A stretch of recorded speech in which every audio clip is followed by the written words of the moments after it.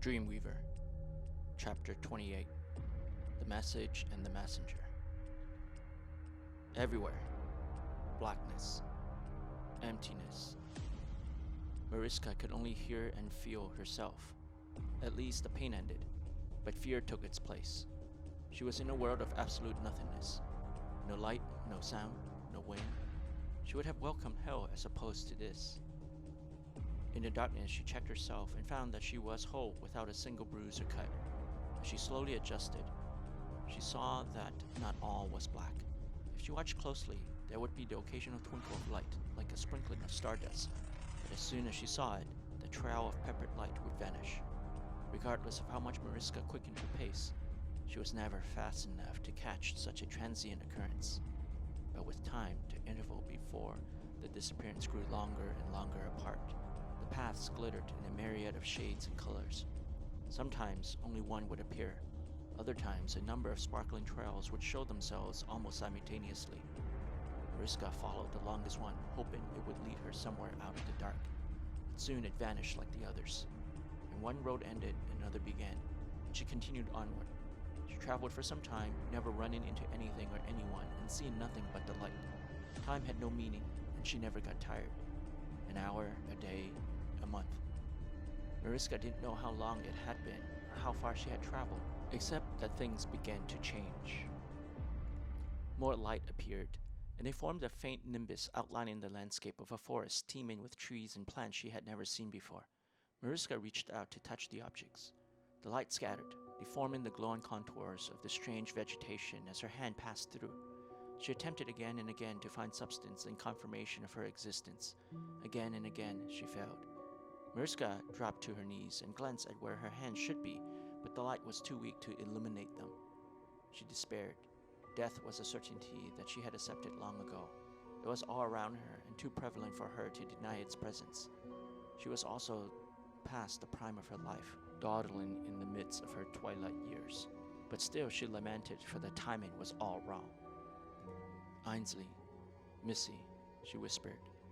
Her longing for them was already at a peak, as she recounted memories from long ago that seemed all too recent. The 7-year-old Ainsley, the teenage Missy. They were mere children when thrust into a world of cruelty. The worst part was they were just two of many, many more, and many more still if the world continued unchanged. A sense of urgency returned to her, and she had to find her way to them. She looked around her, and besides the dim phantom glow delineated objects that were neither here nor there in the strange world, there was utterly nothing. Even when she breathed, she couldn't feel the spiraling swirls of invisible air twist and turn its way through her respiratory tubes to and fro her lungs. You can't stay here. Mariska got to her feet and spun around. She thought she heard a sound, a voice. It didn't come again until much later, when the outline of a man appeared, throbbing with what must be the pulse of life. You can see me? The thin lines moved to signal a nod. Perceptible enough. The reply was broken, but it could just have been fabricated in her mind. Something about the strange place distorted the sound, making it reverberate from all around. Where am I? A place to forget. The lights, they took me here. She watched the contour shift, smudging light against the blackness as the man moved. I'm a little different than the others you see. What others? The light you speak of. You were following people. People. The dead who can't forget live in a world of darkness. They see and hear nothing. All they can do is trace the afterglow of life exuded by others. I'm not dead, Mariska replied, but her voice cracked at the uncertainty of her declaration. It's not fair. I can't be. The man said nothing, giving her time to understand and accept. Except, what was there to accept? She didn't know how she died or who killed her. The last moments of her life were spent in agony, but that was all she could recall. Nothing seemed real, and she was terrified that she had already begun to forget. You have to help me, she exclaimed, reaching out to grab the stranger. She only succeeded in temporarily scattering his outline. Mariska descended ever deeper into hopelessness. There are always things with which we cannot let go. Death isn't a punishment, nor is it an end. The man's voice was serene, and he sounded as if he had seen countless others before her. What happens now? Forget. Let the joys and sorrows dissipate into the fog and obliterate the self. Mariska fell silent. No images flashed before her to remind her of a life lived. Instead of memories, it was the emotions that surfaced. Warmth coursed through her arteries and veins, anger bit into her heart, love wrapped itself around her, frustration tore at her soul, happiness lightened her body, sadness melted her being, pride filled her core, envy pricked her skin, optimism opened her eyes, fear tingled her spine. In the end, she was left with a tranquility of being, stripped bare of all the coatings of worry. It was an awareness and an awakening of a different sort. The fog the man spoke of came into view, dense, tiny specks of light against the blackness, and drifted casually, perhaps collecting others' joy and sorrows, as it did hers, and dissipating them back into the world of the living where it belonged. Mariska knew it was her time, but there was still one more thing that kept her. The man seemed to notice. "You're still fixated. If there's a way to get a message to my two friends, then I would truly be free." The man sighed, the heat of his breath radiating into a heavy amber cloud that swiftly diffused away. "In past times, perhaps, but the world is closed off to many things." "Like dreams," she answered, and though she couldn't see the features of his face, she was certain his eyes widened as he stood. "Yes, dreams are the gateway to both the imaginable and the unimaginable." She could see through his tone how his face drooped with longing. He was indeed human, a person who yearned to touch the fabric of imagination and to learn the world. There is a way to bring it back, to heal the world anew. Change. Yes, but how? A light flickered across her eyes, and Mariska saw herself for the first time. Initially, it was just the edges that were highlighted by the luminescence, but soon her entire body glowed. She understood. "There's a man named Ainsley. You have to reach him. He's in the northwest. Let him know he has to get to the Palace of Light. Or tell Missy, a blonde..." Mariska's pressured speech came to an end as her voice dropped in decibel and disappeared. She watched the man rise and stare in her direction.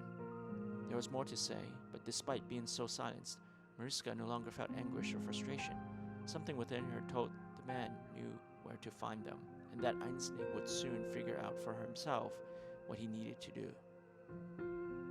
A road of one's own, a voice that could have been his or hers said. In the end, it was all the same. And Mariska's peaceful smile transformed into a radiant ray of light that brought her out of the darkness. A small lustrous sphere remained, glowing and sparkling in the midst. "Goodbye, my friend," the man said, and withdrawing his hand, watched the sphere float away. Ogami rested his chin on his hands as he stared out the window to watch the rain pour non-stop since his last trip into the forest. Under normal circumstances, he welcomed it, but of late he could not help but wish it to end. The muddy mountainous trail made traveling exceedingly difficult and perilous, and he wondered how much longer he had to wait. A faint knock sounded over the clattering raindrops, and Ogami was relieved to see Fiona at the door. "May I come in?" she asked. "You never have to ask," he replied.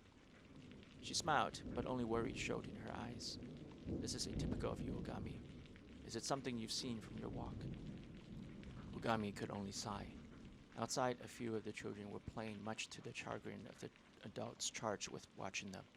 Soon a game of tag ensued, and both adult and children splashed in the muddied ground, getting dirtied by the earth and cleansed by the heaven. It was hard not to smile at their innocent joys. Fiona chortled as well, but the sight of Lucy whisked away that brief moment of felicity. The girl stood by the porch of one of the huts. Her face was furrowed with deep lines of vexation, well beyond her preteen years.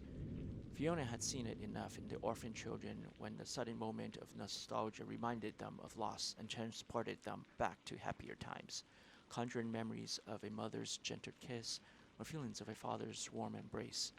Lucy had worn that look like a second face. Not even her best friend Steve could bring light into her world. She was not withdrawn, but there was an inability to articulate her inner fears that often led to a deeper sadness. "She's been like that for a while now, hasn't she?" Ogami asked. "Too long," Fiona replied. "She's feeling guilty for making others worried, and then it becomes a vicious downward spiral. Pain, hate, joy, happiness. Aren't they all cycles too? You're right, she answered. And what about yours? Are you going to tell me? You have chanted to spirits before. A few times, yes. Often they only need a guiding word to free themselves from attachment so they can forgive life, forget death, and find peace. I met one who shouldn't have died. When there is life, there is death. Ogami, you know that. No, this is different. She spoke of someone who may be the healer the world needs. Possibly someone who can make man whole again. And restore dreams? There was excitement in Fiona's voice, but she was quick to check herself. How is that possible? I don't know, but he may be in danger. We have to find him. We don't even know how he looks like.